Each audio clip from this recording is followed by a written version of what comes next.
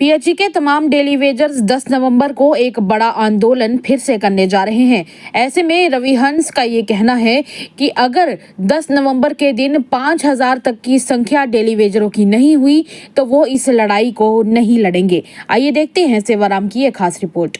कल assembly session देखकर हमें ये विश्वास हो गया कि उमर सरकार की नीति पिछले 11 साल पहले 2014 में भी यही नीति थी। इसी तरीके से डेली वेजर के साथ 2014 में भी उमर सरकार ने कमेटी बना करके अंत में धोखा किया था और वही रिपीट जो है वो कल असेंबली के अंदर हमें देखने को मिला। पिछले सेशन के अंदर उमर साहब ने एक कमेटी कॉन्स्टिट्यूट की थी डेली वेजर के मुद्दे को लेकर के, जिसको 6 महीने का टाइम बाउंड किया गया था कि वो 6 महीने के बाद कमेटी रिपोर्ट सबमिट करेगी। और इस बार इतना पॉलिटिकल ड्रामा किया गया।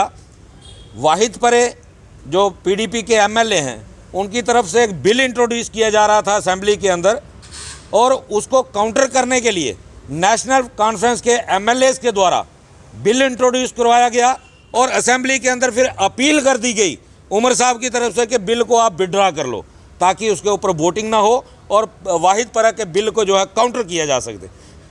अब मैं उमर साहब से एक सवाल पूछना चाहता हूं कि आखिर चीफ मिनिस्टर की कोई वैल्यू है या नहीं है। आपका प्रोटोकॉल चीफ सेक्रेटरी से बड़ा है या चीफ सेक्रेटरी का प्रोटोकॉल आपसे बड़ा है? आप असेंबली के अंदर बयान दे रहे हो कि चीफ सेक्रेटरी साहब की क़यादत में कमेटी बनी है, लेकिन आप ये भूल रहे हो आपने उस कमेटी को मात्र 6 महीने का टाइम दिया था और टाइम 7.5 महीने हो चुके हैं। आपका अंडर रूल ये बनता था, आप उस कमेटी को तलब करते और पूछते कि आपने टाइम बाउंड मैनर में क्या कार्रवाई जो है वो डेली वेजर के हक में की है। लेकिन अफसोस इस बात का हुआ कि उमर साहब ने तो राजनीति की, लेकिन जो हमारे विपक्ष के एमएलए थे, एक भी एमएलए ने ये सवाल नहीं पूछा कि आफ्टर ऑल कमेटी ने 6 महीने में क्या काम किया। जो कमेटी को 6 महीने का समय उमर सरकार ने दिया था, लेकिन ये जो विपक्ष के विधायक थे ये मुंह में दही जमा के बैठे रहे। इससे ये साबित हो गया जो 4 दिन पहले राज्यसभा इलेक्शन के समय वोट चोर का नारा चला था, मैच फिक्सिंग का नारा चला था, वो बिल्कुल सत्य साबित होता है, क्योंकि कहीं ना कहीं विपक्ष ने भी सत्ता पक्ष के आगे सरेंडर कर दिया। उन्होंने नहीं लाने दिया। अब आने वाले दिनों में डेली वेजेस क्या करेगी? पहली बात तो ये जो कमेटी अपने टाइम बाउंड मैनर में जवाब नहीं दे पाई, वो कल उमर सरकार को जवाब देगी। मुझे नहीं लगता कि चीफ सेक्रेटरी कोई कमेटी की रिपोर्ट जो है वो उमर साहब को देने वाले हैं। अगर उमर साहब की कंट्रोल कमेटी के ऊपर होता, चीफ सेक्रेटरी के ऊपर होता, तो वो रिपोर्ट बन चुकी होती। इसका ये साफ दर्शाता है। और दूसरी बात ये है, इस सरकार के ऊपर क्या क्रेडिबिलिटी है सरकार की।